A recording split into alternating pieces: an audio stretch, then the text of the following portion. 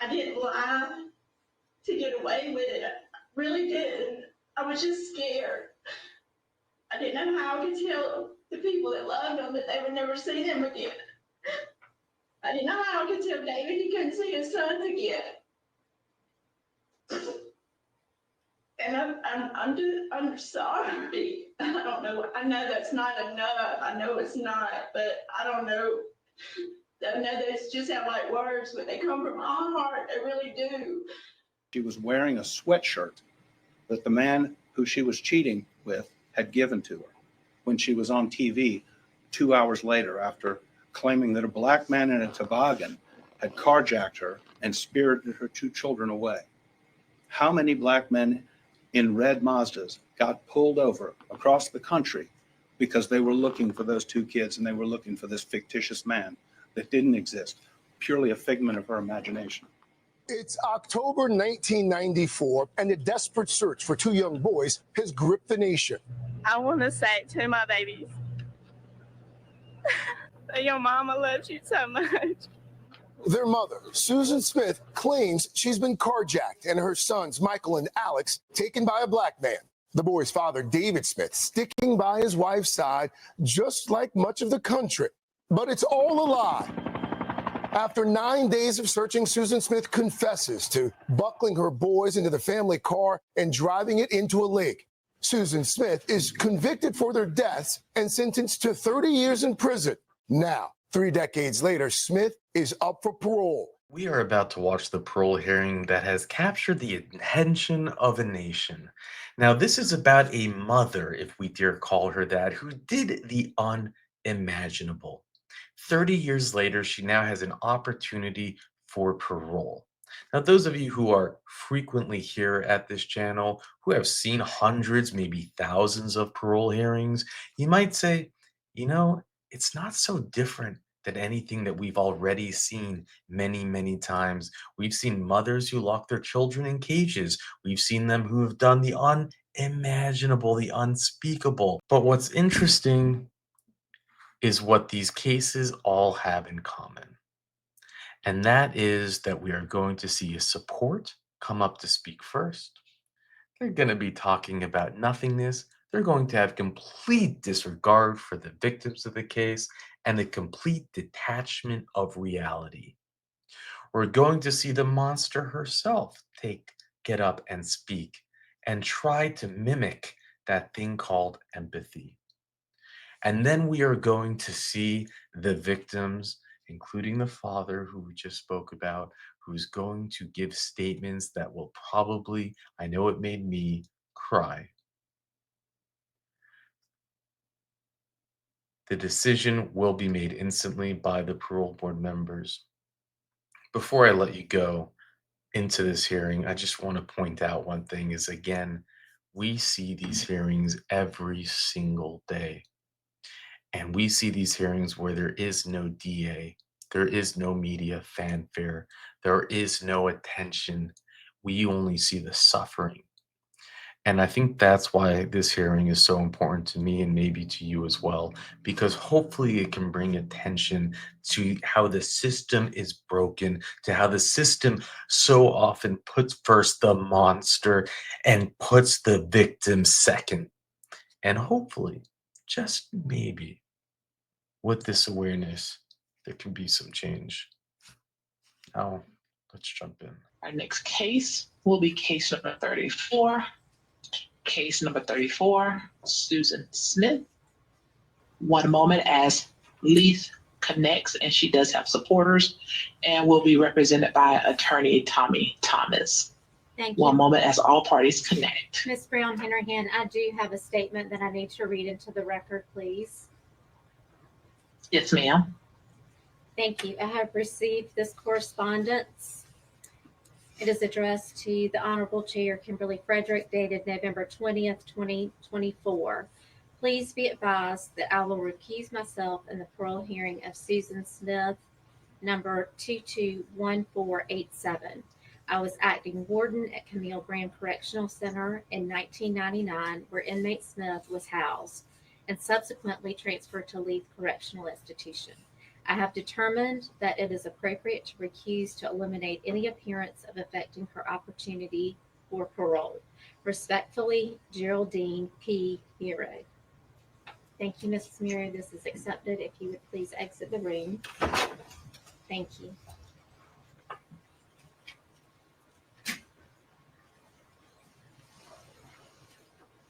Mrs. Miro has recused herself of this case and has exited the room.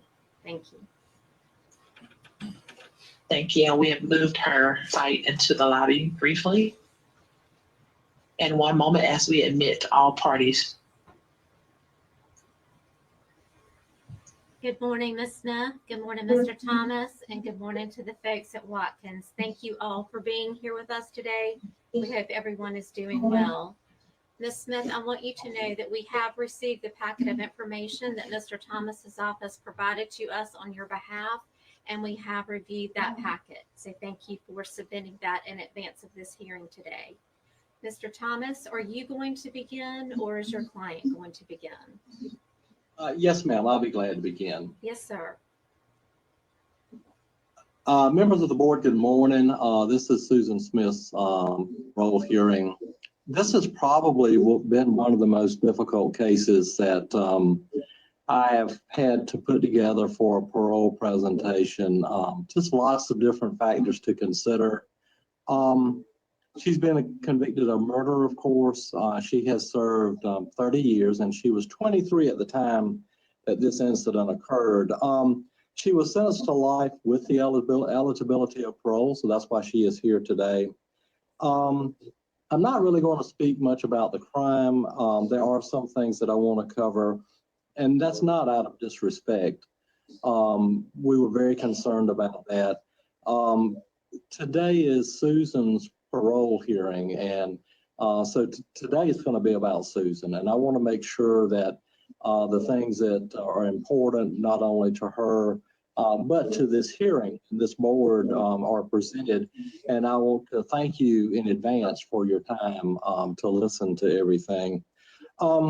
This story is really a mental health story.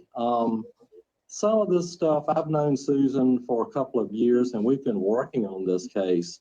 One of the things when I first met her was, of course, trying to kind of figure out some rhyme or reason as to, how these things have happened, and was able to find and have someone come to see her on a routine basis for counseling, and also to try to help her, through the daily things with Department of Corrections.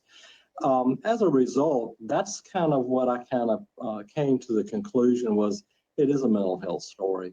It's about the dangers of untreated mental health.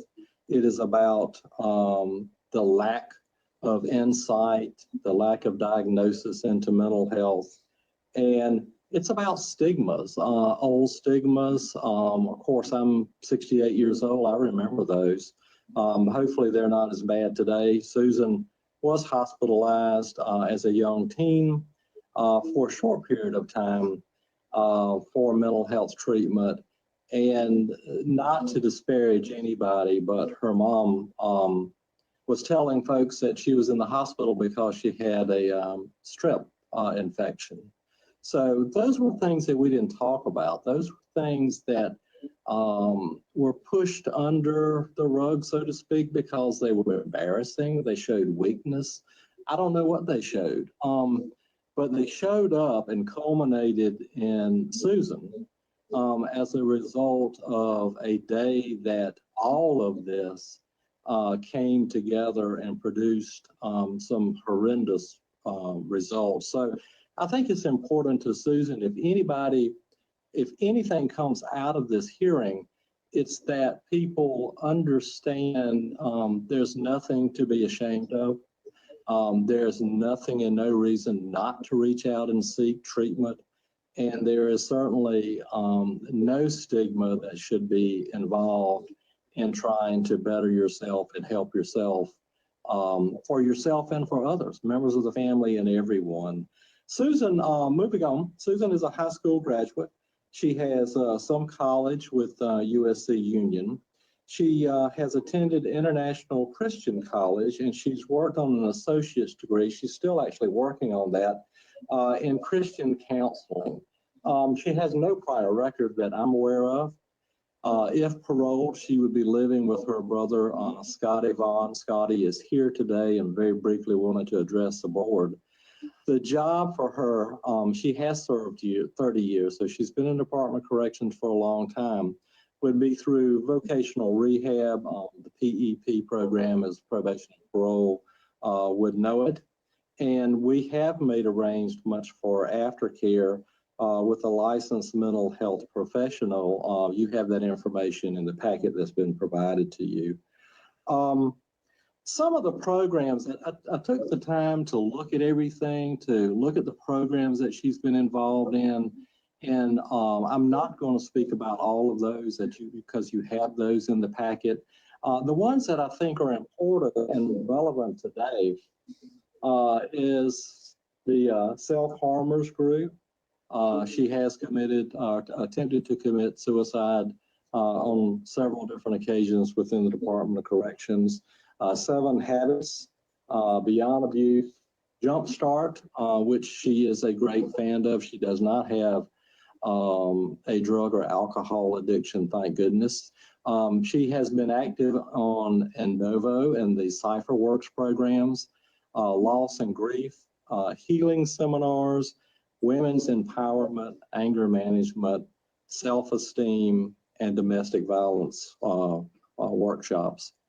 I normally, and I've presented a number of parole hearings, I first started with this thinking that it had to be different than normally what I would do as far as a presentation. And I came to the conclusion maybe this week, and it doesn't. I think it is, and I will stick with what I would normally do as far as the structure of my presentation. What I always begin with the board is contributing factors because I believe that's important. We need to know what was going on, why it was going on, for the board to be able to make a informed decision about her parole expectations and her parole eligibility, and what kind of candidate she is for parole. One of the things that has jumped out at me, and I saw this last night in the media, and I know that Susan wants to speak, and because she feels like it's important to get the truth out there, is this is not about the love for another man. I saw it on local TV about how this was all about another man and him not wanting children. From what I have been able to determine, that is just not true. I have spoken with David Bruck, who was a defense attorney on a number of different occasions. David has been a great source of information in regards to Susan. He indicated to me that this was a theory of a motive by the state. That's where we think it developed. However, this was never proven at trial, and it was actually abandoned by the state. So, but it has stuck. And I just wanted to, I know it's important to her to bring this to your attention. The contributing factors in this case were multiple stress points. They converged all at the same time. And we are certainly not trying to say anything about, the horrificness of this crime. It is, and she was found guilty. But we're trying to kind of maybe present to the parole board how these things developed and how it's possible that something like this could happen. One of the things that has been important in her life, and I think is a huge contributor to this crime, is the suicide of her dad at age 6. Horrific, just horrific. And she blamed herself. How could he leave me? And I think it sets the stage for the beginning of some serious mental health issues, some serious depression, which just kind of culminates and continues to snowball. and the lack of, recognition and treatment for this issue with her dad. I mean, it was like the old stigma of, we just tough through these terrible situations, and that's how it's done. It's not done that way. There were some attempts to get some sort of psychological help for her after a couple of suicide attempts, and never went anywhere. She was the child. The adults in the picture did not, can't blame them. I think it was the times, did not seek and try to understand the depth and the significance of this and what it was going to produce at a later date. Severe depression, potentially depression after the birth of her last child, which was also undiagnosed, and that postpartum depression that existed in a severe situation. Just in culmination, and I apologize for reading something to the board, but I've looked at so much material, and if I can beg the board's attention for a few minutes, I would like to say this and read this because I think it summarizes everything that I've been talking about and everything that Susan wanted to talk about what happened. She said to me, and this was not in preparation for parole, I found this buried in a bunch of documents that had been provided to me. And it is from Susan. And she says, I believe this is what happened to me on October 25th, 1994. I lost touch with reality. My thoughts were not rational nor logic. I don't think I understood that if I allowed this car to go into the lake, that I would never see my children again.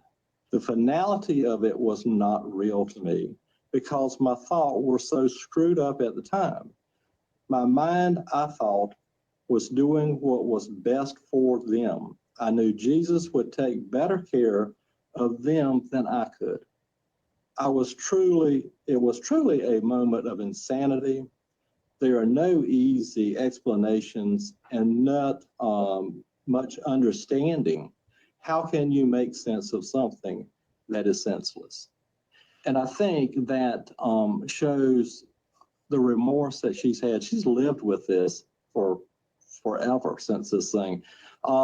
When I first met her and I would go and see her, remorse is difficult. That's something with the parole hearings that I've presented for years is to how do you say, how do you demonstrate remorse?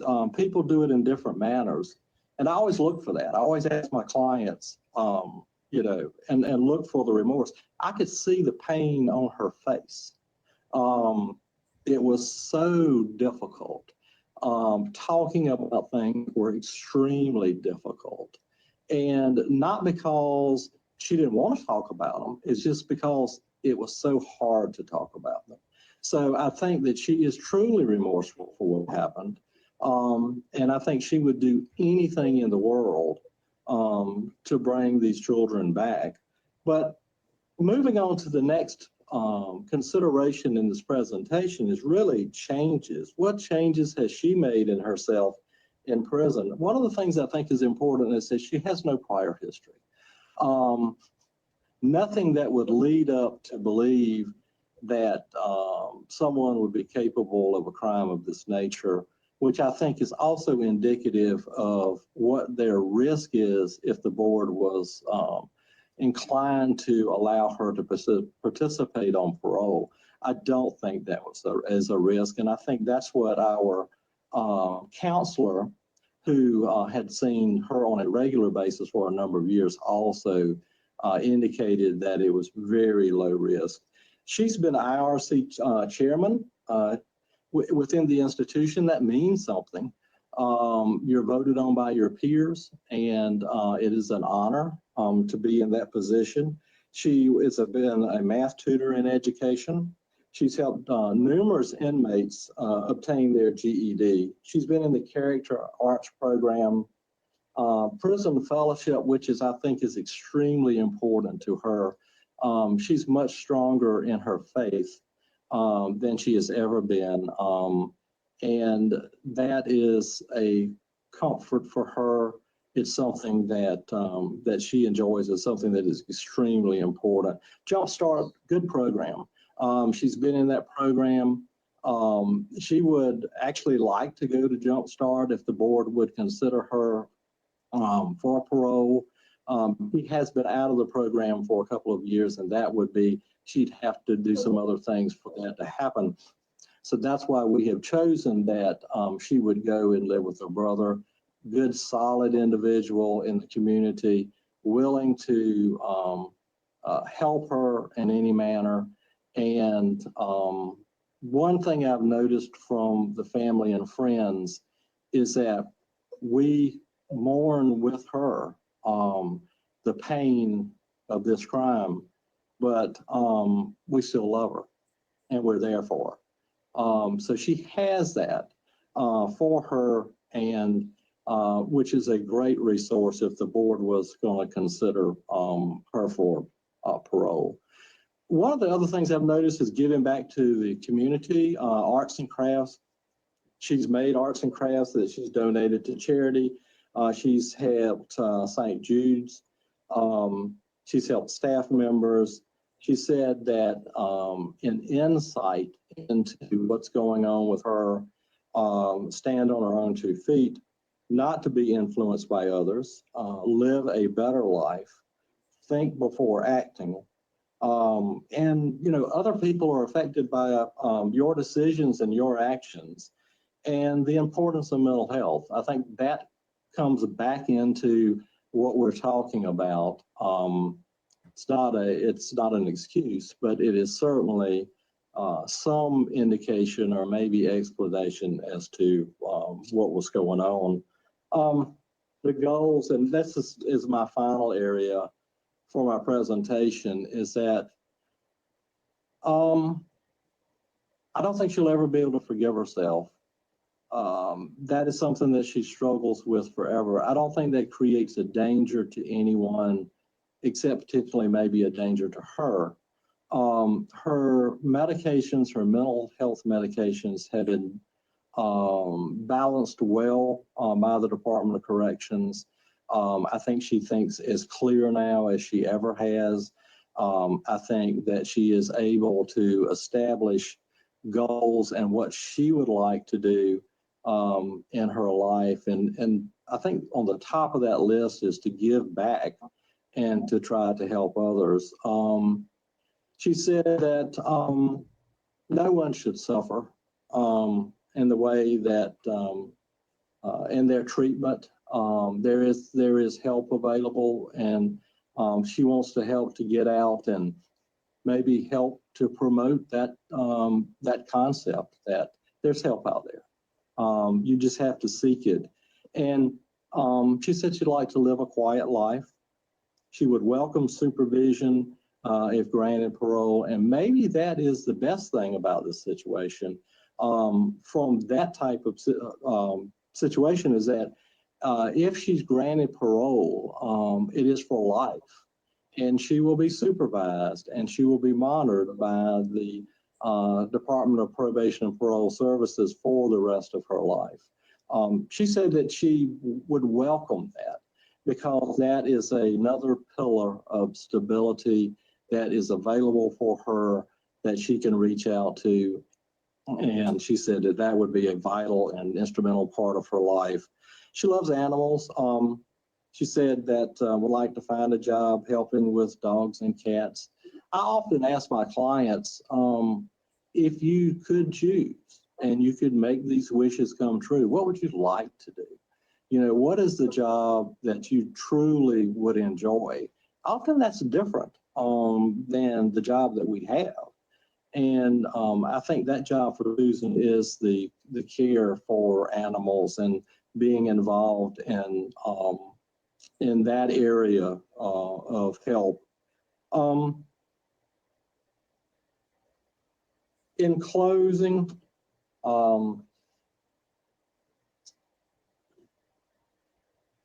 I think that she has indicated to me that her desire is to make her life mean something, something other than the things that she has done, to make a positive impact in her life.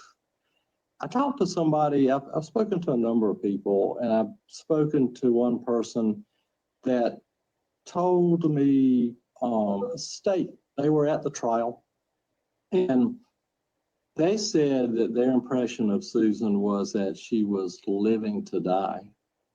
I didn't really understand that. I think the more that I have been talking to her and preparing this case, that maybe I do. I think that has been Susan's life, is living to die for the things that she has done. And I think that what she's asking today is to ask the board to consider a parole for her, so maybe she can make something positive out of a horrific situation. I want to thank you for your time. I know I've taken a lot of time today. I would just ask if you would please consider her for release. Thank you, Mr. Thomas, and we appreciate all Yes, your ma'am. comments. Thank you. And again, thank you for the very detailed packet that you presented. Ms. Smith, Yes, ma'am. what would you like to tell us today?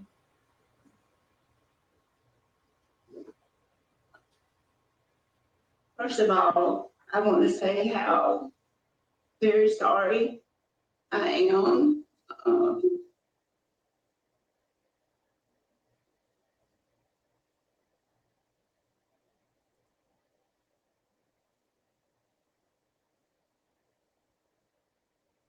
It's okay, Susan. Just talk with us.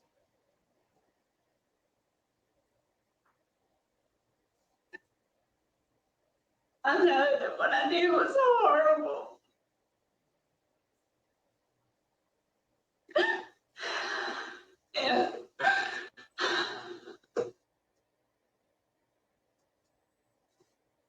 And I would give anything if I could go back and change it. And I love Michael and Alex with all my heart.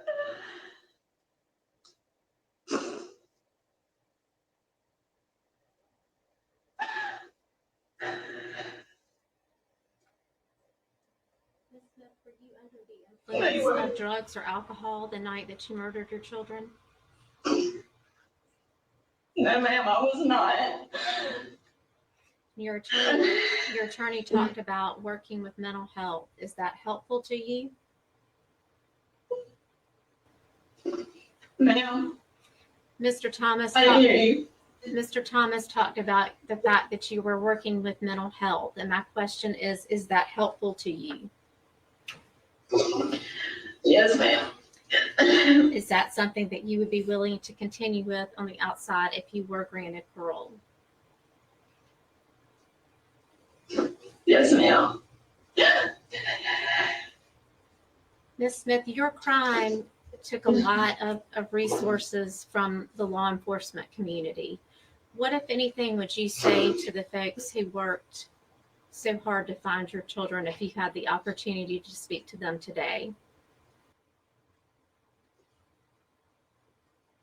That I'm sorry that I put them through that. I really, really am.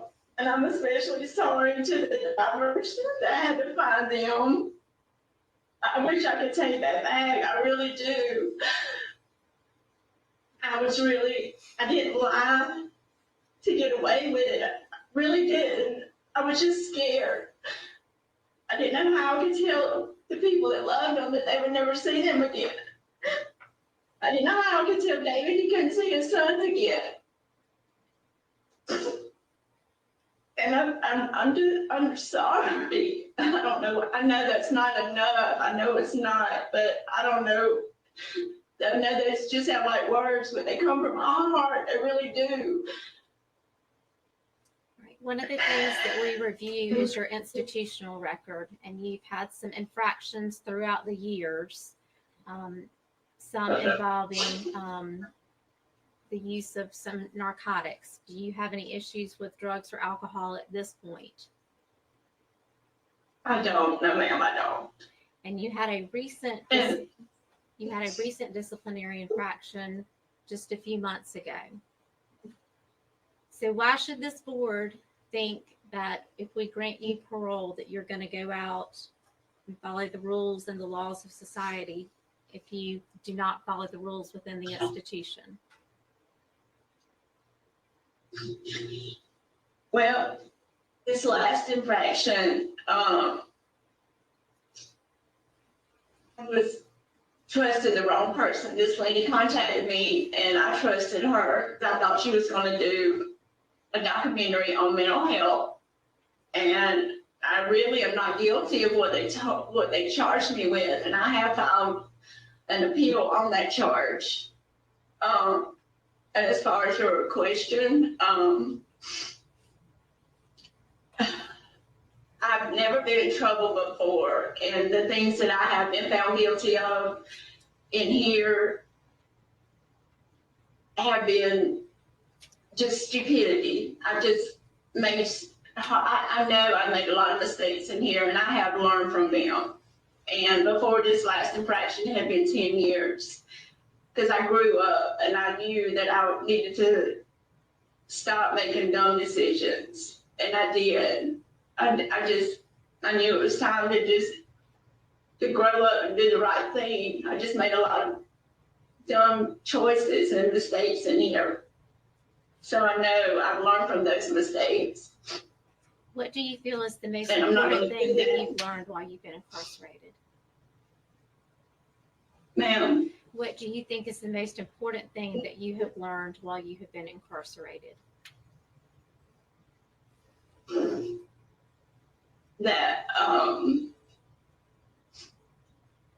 that people are important, that forgiveness and love, that family is important, and that decisions we make not just affect us, they affect the people that we love. And not to take things or people for granted. All right. Is there anything else that you would like to tell us today that wasn't in your packet or that has not already been said? I would just like to say that I am a Christian and God is a big part of my life, and I know He has forgiven me. And it is by His grace and mercy and I have a lot of faith, and I live by that every day. And I just ask that you show that same kind of mercy as well. And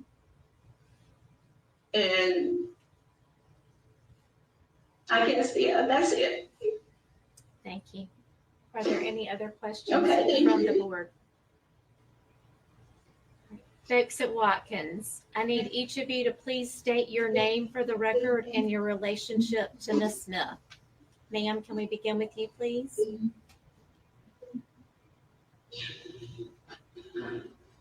Ma'am, state your name and your relationship. What? Ma'am, state your name and the relationship. I did not, is it I? Yes, ma'am.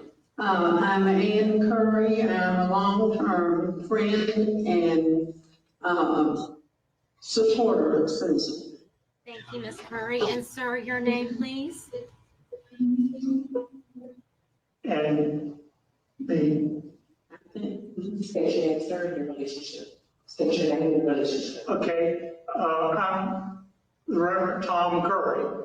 I've known Susan briefly when she was a teenager, when I was called in for one session each, counseling about two different matters, once by her teacher and once by Susan. And I testified at her trial, in the sentencing phase, and I have kept up with her by writing her Thank you, sir. weekly for the last 30 years.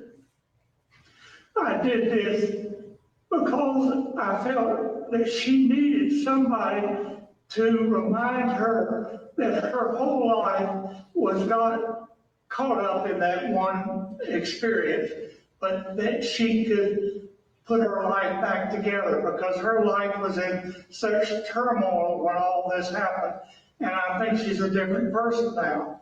And that's what I want to talk about when I get a chance to say a word about it. I have new hearing aids, and I can't always hear your questions, but my mind's fine, and I'm just a retired Presbyterian minister-in-law. Well, thank you, Mr. Curry. We appreciate that, and you're welcome. You're welcome to make your statement that you would like to make right now. All right. Okay, I want to start with her trial. Mr. Curry, let me interrupt you before you get too far into that. We are not here to retry her case in any form or fashion. That is not the purpose of the parole board. We are here to determine if she is a good candidate for parole, and if so, we would set the parameters of that parole. But in no way can we discuss the trial or retry her case. She was convicted of 2 counts of murder. If you'd like to speak to anything outside of that, you're welcome to. Okay, Nina, I just want to say 2 things about the trial. I only went to the trial for one part of one morning to testify in the sentencing phase against the death penalty. And the 2 things that I picked up from the trial itself was, one, a prison guard who came, a female, who said that she had not seen a criminal as remorseful as Susan was, and that she felt her remorse for what she had done was genuine. And the second thing was, one of the jurors, the prosecuting attorney, was pushing hard for the death penalty, and the jury voted not, and they voted life, as y'all have already mentioned. But one of the jurors said that she felt like that it would be harder for Susan to live with what she had done than to die. And I thought that was a true statement. And it certainly has been for Susan during her 30 years in prison, and especially the first part of her time that she was there.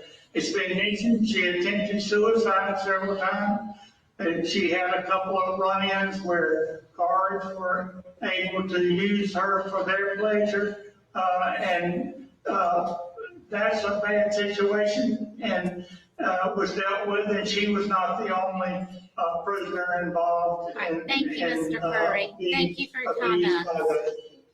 Thank you for your comments. Mrs. Curry, do you wish to say anything? Yes, please, and thank you for letting us speak. I just want to say that I really think Susan is ready for parole now. She has surrounded herself with a caring support community that advises and encourages her, and she listens to them. As Mr. Thomas said, she has done everything she can to prepare herself to live outside of prison, in taking courses, in learning how to teach, in caring about other people, in working on teams and projects together. And thirdly, as both of them have said, she is not the young woman who went into prison 30 years ago. She is much stronger. She has grieved, is still grieving, will always grieve.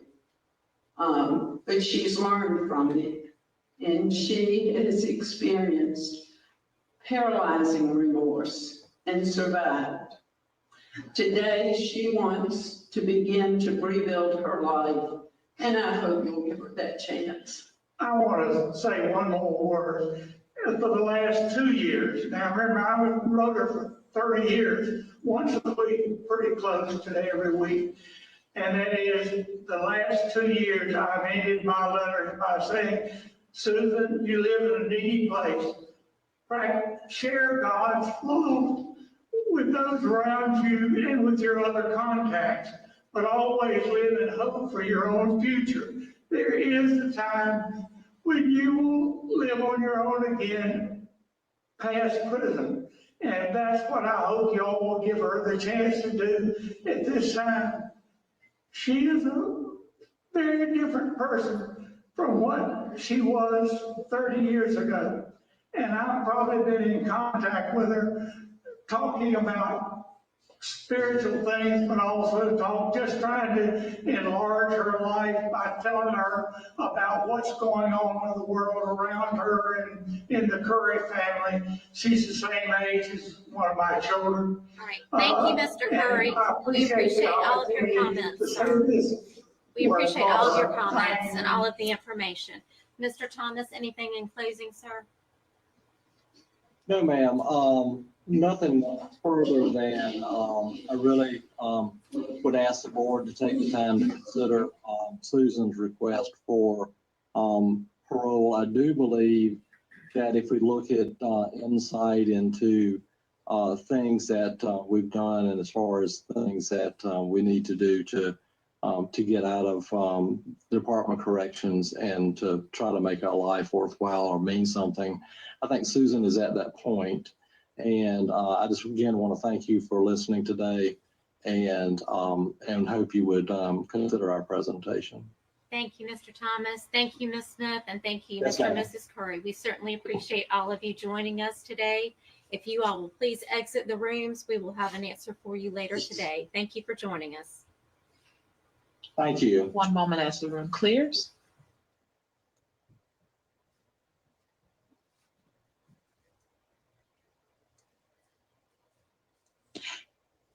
And the room is clear, and we do have additional testimony facilitated by the Office of Victim Services. Please wait as all victims join from central office.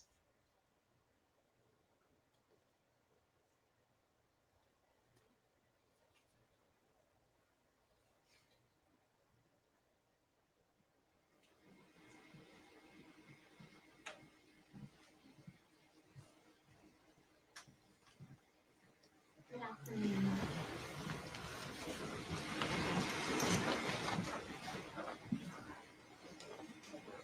You all come on in. Thank you.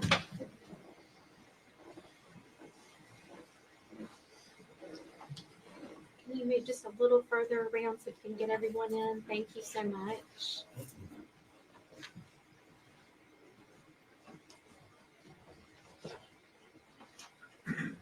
Thank you. Good afternoon. You all are here for the parole consideration case of Susan Smith. Is that correct? Yes. We are so very, very sorry for the circumstances that brought you all to be a part of this hearing today. But we cannot tell you how much we appreciate you joining us and being here with us today. Thank you so much. Before we begin, I do need each of you to please state your name for the record and your interest in this case. Sir, can we begin with you, please? Stand up. You don't have to stand up. You do whatever's comfortable for you. I'm David Smith. I'm the father of Michael and Alex. Thank you, Mr. Smith. I'm Tiffany Smith. I'm David Smith's wife. I'm Rebecca Smith French. I'm the aunt of Michael and Alex. I'm Savannah Smith, and I am David's daughter, Michael and Alex's sister. Austin Hughes. I'm a friend of the victim family. I'm Tommy Pope. I was the solicitor in the original trial. I'm Kevin Brackett. I'm the 16th Circuit Solicitor currently and was a prosecutor on the original case. Laura Hudson with the Crime Victims Council. Mark Reynolds, I'm with the victim's family. Billy Bailey, personal friend. Kathy Bailey, personal friend. Jeff Bailey, Sheriff, Union County. Scott Cofer, Sheriff's Office, Union County. Michael Cogdill, documentarian. Rita Swan, aunt to Michael and Alex. Doug Smith, Dave's uncle. Thank you all. And again, we are so very, very sorry for the circumstances, but thank you for being here with us today. We do have the facts of the offense, and we've heard from Ms. Smith. Now we want to hear from you all, whether you were for or against parole. And if anyone would like to make a statement, you are certainly welcome to do so. Mr. Smith, would you like to begin or would you like to conclude at the end? It's completely up to you. Conclude at the end, please. Who would like to speak first? I'll speak first, please, ma'am. Thank you. Yes, sir. So I'm Tommy Pope. I was the 16th Circuit Solicitor, and this was a death penalty case. And the reason it was a death penalty case, you know, the solicitor has that discretion, but the reason it was a death penalty case, you know the facts and circumstances. And I just felt strongly that had the black man with the toboggan committed the crime, people would expect a death penalty. If David Smith had committed the crime, people would expected the death penalty. And I thought it was very important that the portrayal that Susan Smith showed, that she be treated the same. We knew it was going to be difficult. We knew there was a likelihood of not achieving the death penalty. But I think it's important to note the jury at the time actually asked, what did life mean? And you may be aware, but in that time, life did not mean life. Life became life in 96. We tried the case in 95. So the jury was asked, and the judge was required to instruct the jury that you take life and death in its plain and usual meaning. Carrying that forward, the jury showed her mercy. The jury gave her a life sentence. But one of the jurors, or more of the jurors, after the fact, and speaking to the media, said that they believed the life sentence was the greater punishment because they believed that Susan should have to reflect on what she did to Michael and Alex, that she should have to spend the rest of her life thinking about what she'd done. The two fallacies in that logic that the jury could not have known are, number one, obviously we're here today, so life did not mean life.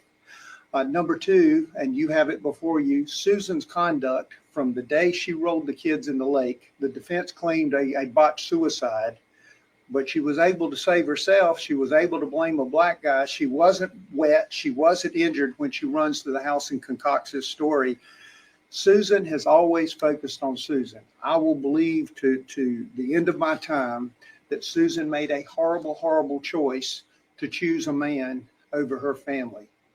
I said the boys were in the car, her wedding gown was in the car, her wedding album was in the car. She thought in a nice package she could roll that away. If she could have put David in the car, he would have been there too. In a nice package, she could roll that away and start this new life with this other man. And she led everyone on, including David, for 9 horrible days. And so as you look at her conduct in prison, whether it was a relationship with guards, the social media, the attention, the conduct recently with the publisher, Susan, you know, she's got people outside. I'm sure you've heard from them that want to take care of her. Susan has always focused on what's best for Susan. And so the evidence that you have before you, I think, tells clearly that she has not focused on Michael and Alex. She only has and continues to focus on herself. And so on behalf of this family, on behalf of justice and the justice for this case, it's not about her behavior or what she would do when getting out, but I know one of your criteria is the nature of the crime and whether the punishment is there. And I would submit for the crime she committed, the actions she committed, that punishment has not been achieved yet. And so I would ask you to deny parole. Now, thank you for your time. Thank you, Solicitor Pope. Appreciate it. Would anyone else like to speak? Yes, Yes, sir. Madam Chairman, Chair Lady, and members of the board, thank you so much for giving me the opportunity to speak here today. I was on the prosecution team that handled the prosecution along with Solicitor Pope and Speaker Pope now, who you just heard from. I wanted to bring to you a couple of vignettes from the case to help bring this alive for you. In the course of preparing for today, I've gone back over the case. I've reviewed the file. I've pulled some of the evidence out, which is in a closet just off my office. Evidence like the note that was written to Susan Smith by her boyfriend, the man she was cheating on her husband with, who told her in the note that he could not be with her anymore because he didn't want children, and that they had no long-term future because he didn't want children. And then 1 week later, she's rolling her car down the ramp at John D. Long Lake with her 2 children strapped into the back. She betrayed her husband when she cheated on him, and she betrayed her children against the laws of nature when she should have been sworn to protect those children. She betrayed them when she left them in the seat and rolled that car down, and she was not trying to commit suicide. She was trying to change her life. She wanted to kill her old life and start anew. She was wearing a sweatshirt that the man who she was cheating with had given to her when she was on TV 2 hours later after claiming that a black man in a toboggan had carjacked her and spirited her 2 children away. How many black men in red Mazdas got pulled over across the country because they were looking for those 2 kids and they were looking for this fictitious man that didn't exist, purely a figment of her imagination? I was on the banks of John D. Long Lake, standing there with about 40 or 45 people, 50 people, as the tow truck from Greer's Wrecker launched its line into the water where divers hooked it up to the car and pulled it out. Total silence as that car emerged from the dark water. Everybody sitting there hoping and praying that maybe it was a different car. Maybe it was a wrong car. Maybe the kids weren't in there. Not a word was said. It was one of the most haunting memories of my life, and it will live with me forever. And that's the last point I want to make.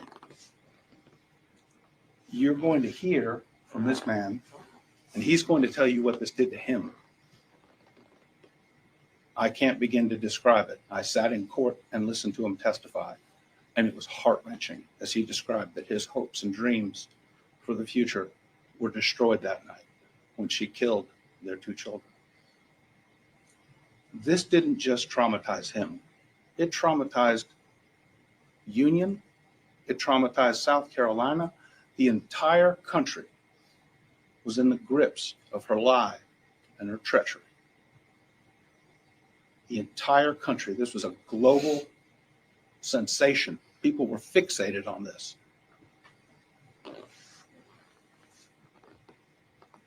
They're not the only victims.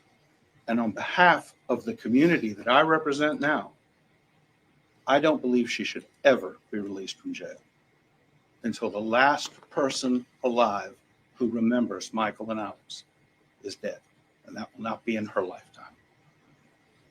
She should never be released, and she should not really be released now. His hopes and dreams were dashed. I hope you dash hers today and every 2 years hereafter. Thank you so much. Does anyone else wish to speak?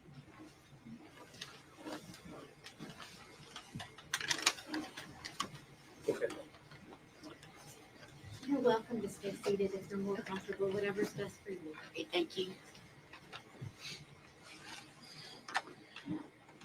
I'm going to read what I wrote. Okay, it's easy, if you don't mind. When Susan murdered Michael and Alex, she altered the course of my life and my family's life forever. Having grown up with 3 older brothers, Susan was like the sister I never had. I was a teenage mom of just 16, so I looked up to her and even admired her. I thought she was the best mother to the boys, and I strived to be just like her. I would even leave my own daughter with her while I attended night school.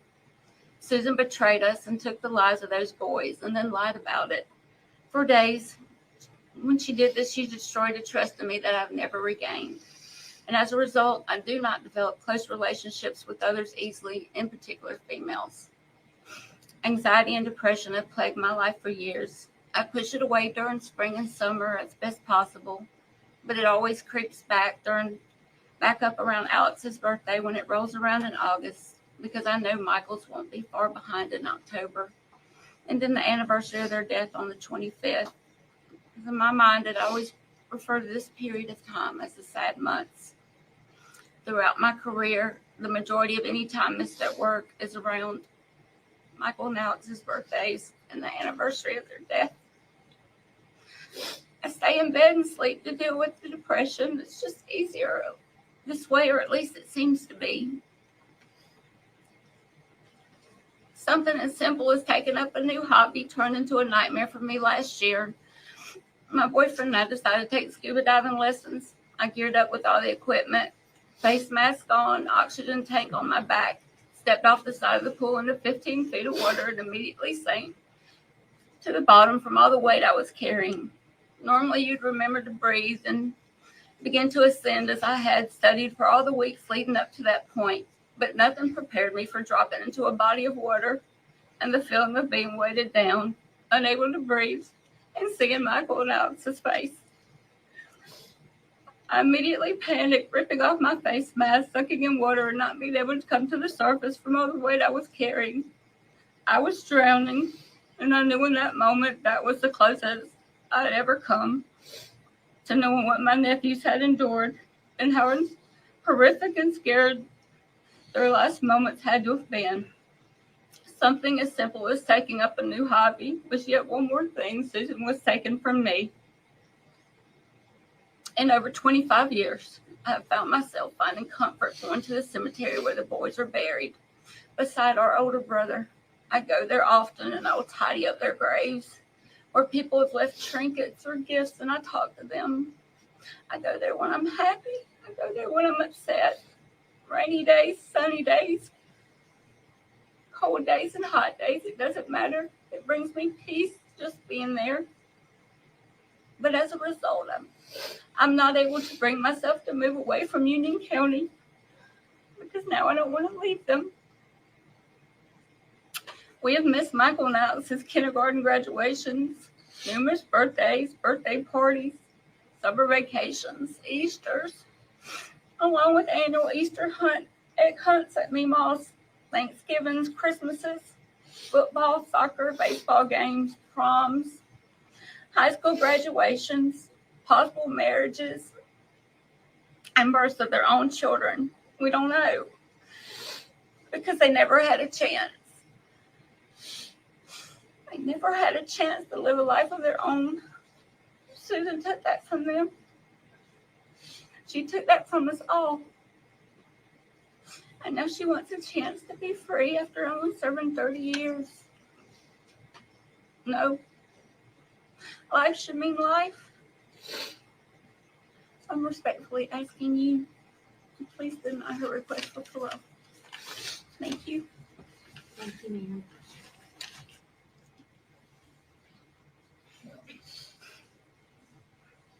I apologize if I get a little bit emotional.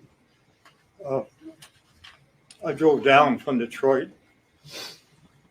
on Monday night, which was Halloween before of that week. And young man, middle-aged man then, I'm an old man now, but the boys never got to. As Becky said, they missed a lot. They missed their life. Today they would be in their 30s. David would probably be a granddad. The boys were still here. I took my sister out to the lake yesterday, and it's a beautiful drive out there. I was just thinking, all that time she had time to change her mind, to stop and turn around and not go through with it, but she did. And then the boys were gone. A year later, I came back down for the trial.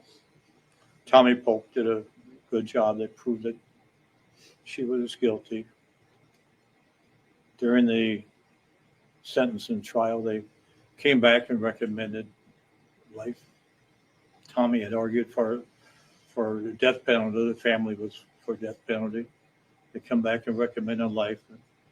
But we said, well, we'll live with it. You know, she'll have to live with it every day for the rest of her life. So we were satisfied with life, but we do not want a parole. We were against any parole for her. And then two other items going back 30 years, the Friday morning after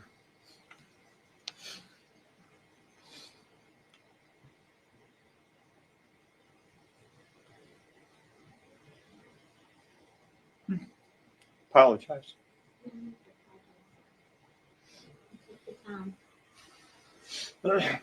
But the Friday morning after, David, his dad, my brother's wife, and I, the four of us, were sitting at Holcomb Funeral Home in Union and discussing the funeral arrangements. David asked to see the boys, and Mr. Holcomb had a funny look on his face, and he said, "Mr. Smith, could I see you?"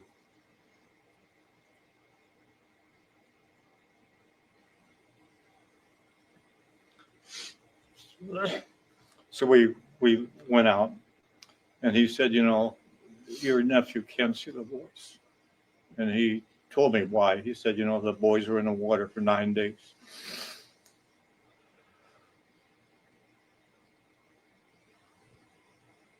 So I went back and told David, I said, it's better that you don't see the boys. And I think deep down he understood why.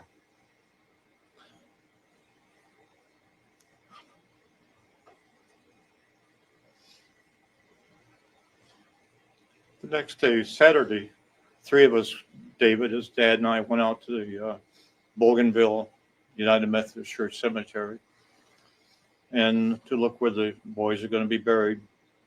And David's brother, Danny, who had died 3 years earlier, was buried there. David wanted his boys buried next to his brother, their uncle. But the way the cemetery is laid out, there was no room for the boys to be put next to Danny.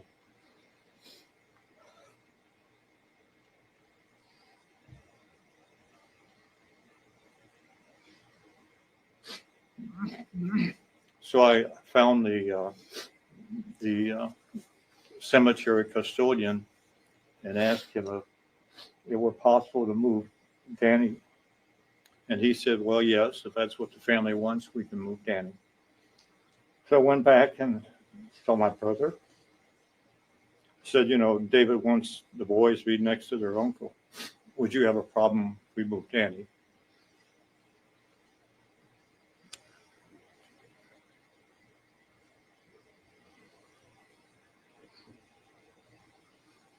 And he said, no.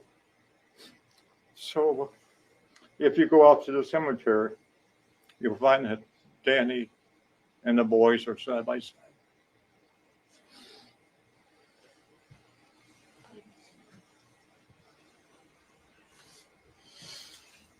Does anyone else wish to speak?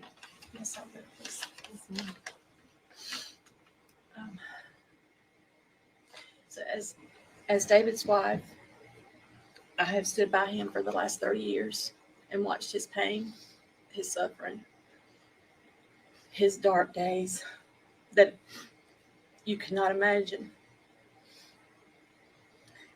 It's been hard as a loving wife to stand back and watch him suffer the pain that he has gone through. To not want to get out of bed some days. To not be able to get out of bed.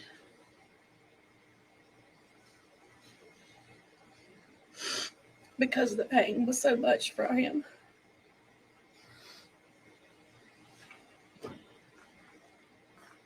And for 30 years, we have thought this day would never come.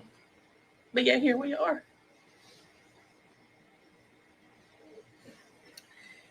I don't feel that it's time for her to be let out because she took 2 lives. She didn't just take 1.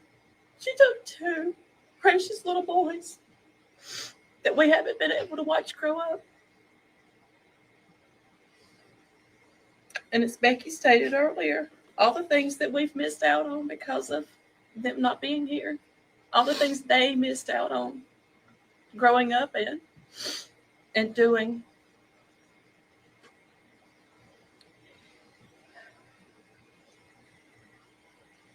And for her to be in prison for the last 30 years, you would think that she would have thought about what she's done. She would have said, I'm sorry. But she hasn't said, I'm sorry. She hasn't even called him. She hasn't even told him she was sorry. Much less the world. For 9 days, all I can think about is how much she lied and manipulated everybody. The whole world. I watched it and believed her myself. I wanted her to be telling the truth. But to be betrayed by her lies. And that just makes me feel like if she could do that then, whatever she's told you today, I'm sure were probably lies as well. Because she has shown in her last 30 years what she does in prison. She's all about herself. It's all about what she can do to make her life better.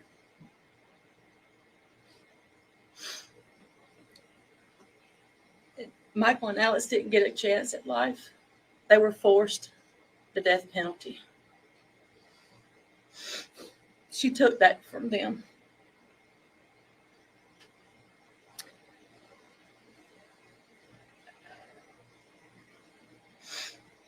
The lives of this family has been forever changed. It caused us to be a little overprotective of our now daughter, a little bit more than we probably should have been, because we were afraid something might happen to her.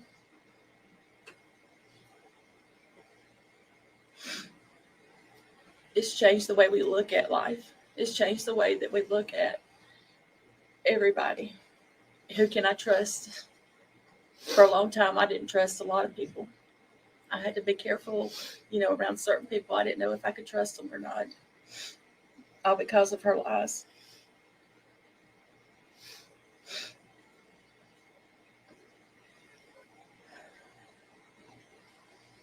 So to give this family some peace, it would be best if Susan stayed behind bars and stay in prison for the rest of her life. I respectfully ask you to keep her in. Thank you. Thank you, ma'am.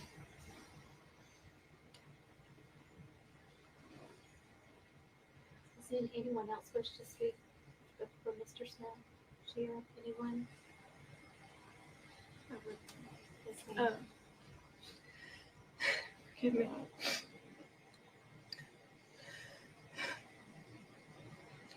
Most of what I have to say is going to be pretty redundant.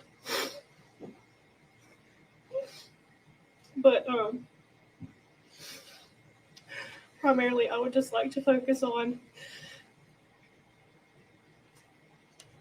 since I came after the fact, what I had stolen from me was 2 older brothers, the good and the bad of having older siblings. And I now try to use my life as a way to live for them. And growing up, I didn't quite understand it my whole life, but when I finally did, I felt like I had witnessed it, like I was there. The pain that not only was caused to me in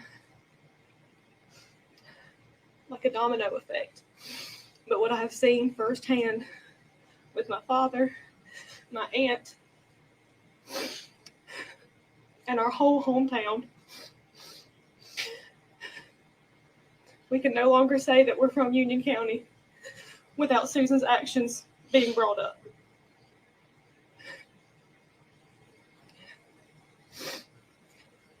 And just for the sake of all of us and our whole community, I ask that you deny her request. Mr.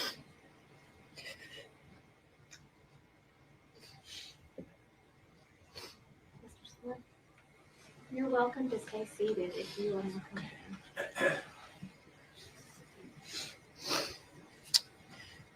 in. Madam Chairman, members of the committee.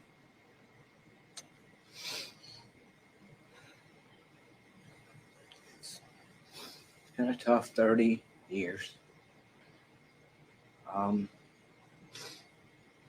not here to speak about what she's done in prison. You all have the records and accounts of all that. Just here to advocate on Michael and Alex's behalf and as their father.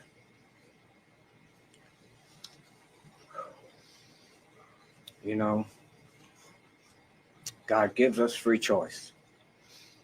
And she made free choice that night to end her life. This wasn't a tragic mistake. It wasn't something that she didn't mean to do. She purposely meant to end her life. I never have felt any remorse from her for it. She's never expressed any to me. I never seen it on paper.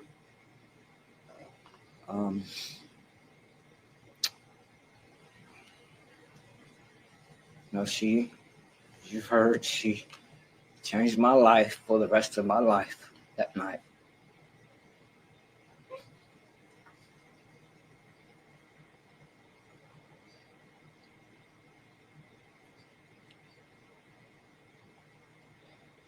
Some for the better, some for the worse, but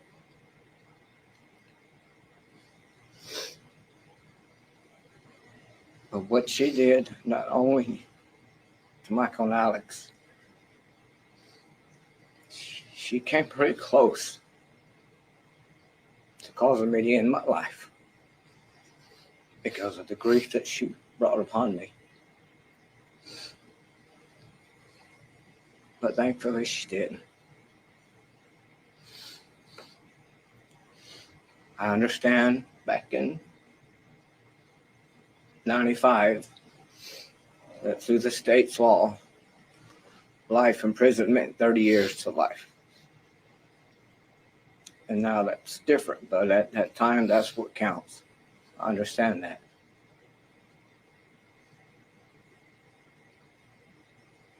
But ultimately, to me, that's only 15 years per child, her own children. It's just not enough. So I'm asking that you please not her parole today, and hopefully in the future, but specifically today, not let her out. I miss them very much, and I love them very much. And I will be here every 2 years going forward to ensure that your death doesn't go in vain. Thank you. Thank you so much, Mr. Smith. Again, please know how very, very sorry this board is to all of you for all the pain that this crime caused you. But we sincerely appreciate you all being here with us today. Thank you very much. And thank you for the reminder with the picture of Alex and Michael. They were beautiful children. So thank you for reminding us of that today. We wish you the very best. And if no one else has anything else that they would like to say, if you all will exit with these ladies over here, we'll have an answer for you shortly. Thank you so much for being here.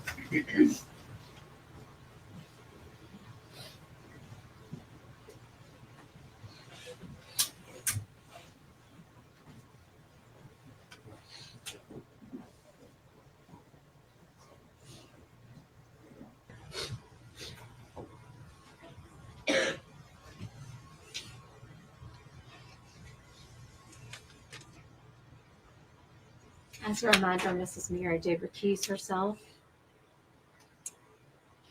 Ms. Susan Smith is denied parole. The vote is unanimous, numbers 1 and 6. Thank you. Thank you. The time now is 12:51 p.m. We will pause our recording. Ms. Hunter, if you can advise when the recording has been paused. The recording has been paused. Thank you so much. I was just brought to tears listening to Dad speak. I wonder how many dry eyes there are after seeing that. And this is from someone who's seen thousands of parole hearings. And frankly, I was not familiar with this case.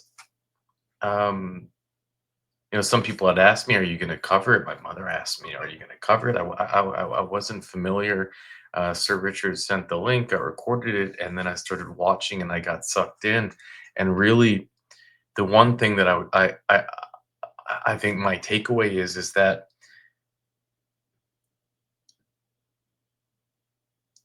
this parole hearing, it just has so much in common with what we already watch.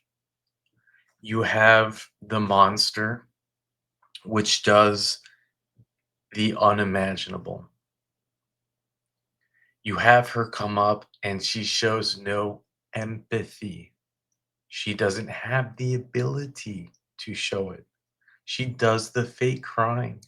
The write-ups come up and she forgets about that act and starts talking about some other weird things. You have the supporters, which are two whack jobs, really. I mean, but we see that with other parole hearings. This man who maybe has an obsession with her, talking about 30 years, probably spent more time on the phone with her than, and who knows what, he even interprets what the jury says, which is, you know what, happy to give her life so she can suffer in prison. And he interprets what the DA comes in and explains it differently, as the jury wanted her to suffer. He interprets it that the jury thought that she was a good person, and that it's poor her that she would suffer. What a whack job. But we see this with almost every parole hearing. The one who commits the crime is living in this la la land about me, with no ability to have empathy. And then you have the supporters that say the same thing. And then when you're done listening to them talk about rainbows, butterflies, and flying turtles, you have to then listen to the side, to the victims. And one positive thing here, because this was a case that shook the world, is that you have the DA show up, you have all those in opposition show up. But how many parole hearings have we had to watch where there were people who killed children, who did the most horrible thing to children, but it never made the news? And the DA doesn't show up.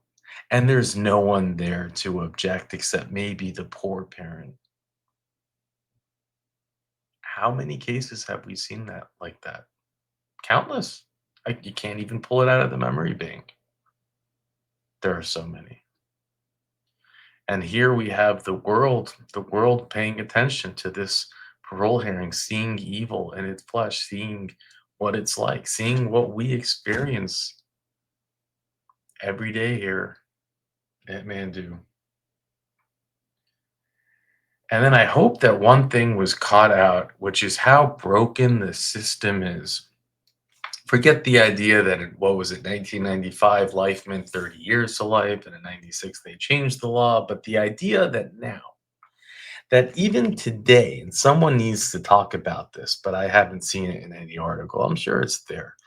But in 2024, there is still legislation that is in the books that exists that allows a monster, that allows someone who murders her children because she wanted to have an affair, that there's the idea that she will be allowed, actually has the right, and will use that right to seek parole every 2 years until the day she dies. It's forever. Can you imagine? There are lawmakers that say, you know what? We should give the right to someone who is the worst of the worst. We should give them the right to victimize and re-victimize and re-victimize and re-victimize and re-victimize. Who puts that law in writing? Who signs off on that crap? That's insane.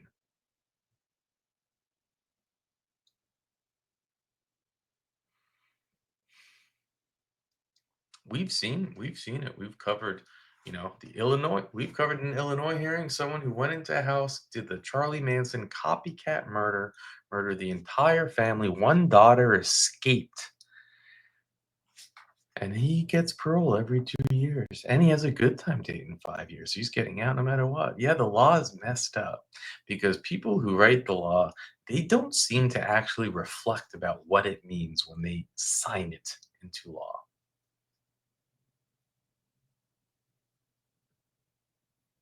Now, this isn't going to be, I assume that most of you watching this are familiar with this case, have done their homework on this case. I haven't. I don't exactly know. I don't know how it was that she ultimately, how was it that the detectives found the car in the lake? Did she, because did she ultimately confess to it? I know that she changed her story eventually, but there is one part of an article that I saw that shook me. It shook me because it puts the it puts a visual, And I would sign off now if you don't want to have this in your memory. She talks about when the carjacker is driving away and her kids are crying for her.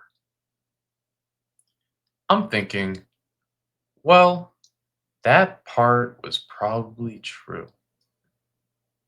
She rolled them in the lake and they're floating, they're screaming for their mama for 6 minutes. So she saw that.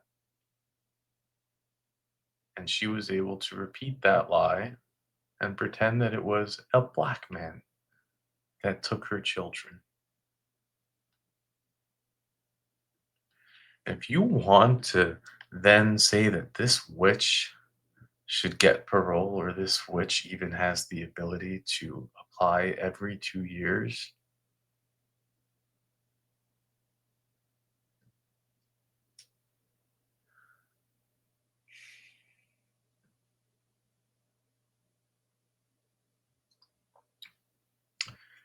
the idea that we had to suffer through her supporters, her attorney, the approach that he takes, like, oh, well, I'm not going to talk about the crime, but we're going to talk about it, and let's go talk about how it's mental illness.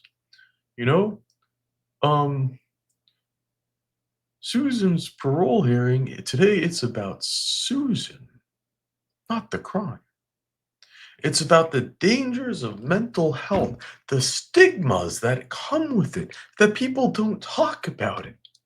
It's like, no, it's not, you fool. I get everyone deserves representation. I get someone has to represent the monster, but gosh darn it, do you really have to do it in a way where you make a mockery of all those suffering? Today is about the crime. Today is about the 2 boys she killed and all the lives that she altered. It is not about mental health, you fool. I never have felt any remorse from her for it. She's never expressed any to me. I never seen it on paper.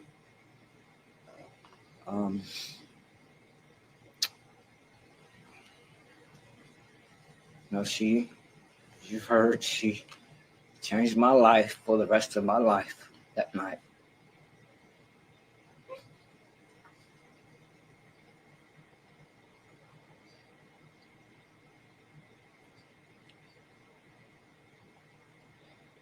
Some for the better, some for the worse, but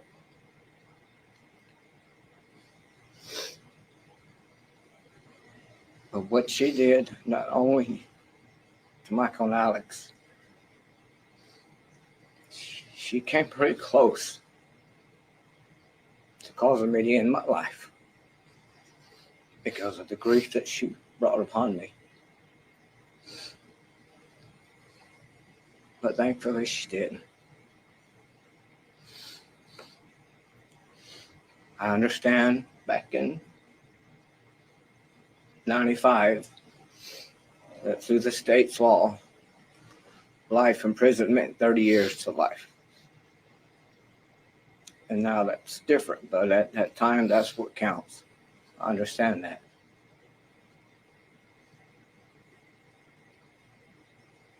But ultimately, to me, that's only 15 years per child.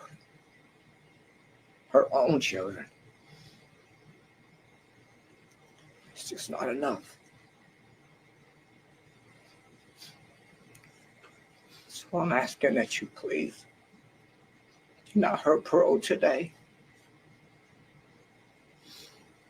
And hopefully in the future, but specifically today. Not let her out.